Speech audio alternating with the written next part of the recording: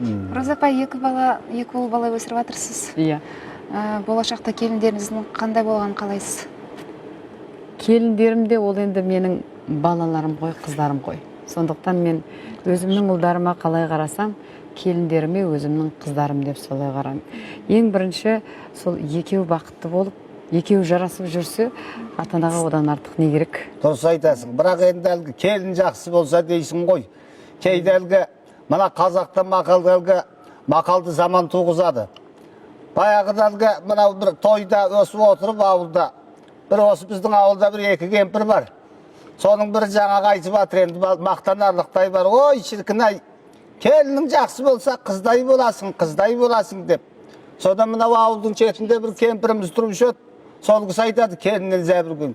Ой дейді, келінің жаман болса ұлдан дайырлады екесің деп. Сол сияқты енді мына келінің де жақсы болғаны жақсы. Келін де өзіңнің қызың деуге болады ғой, сондықтан қызымызды қалай тәрбиелейміз. Сол сияқты келінімізге де тәрбиеде беруіміз керек. Олар жас балалар, көп нәрсені білмейді. Мүмкін бала кезінде көп нәрсені үйрене алмай қалған шығар. Не болмаса тым ерке болып өскен шығар. Енді біз де анамыз, ол келін бізге де бала, біз де оған тәрбиелік үлесімізді қосуымыз керек деп санаймыз.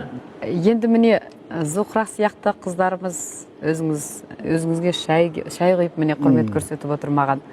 Енді осындай қыздарымыз керемет келін болады ғой келешекте. Рахмет, мен дайындаймын. Ол тағы да сол ананың тәрбиесі.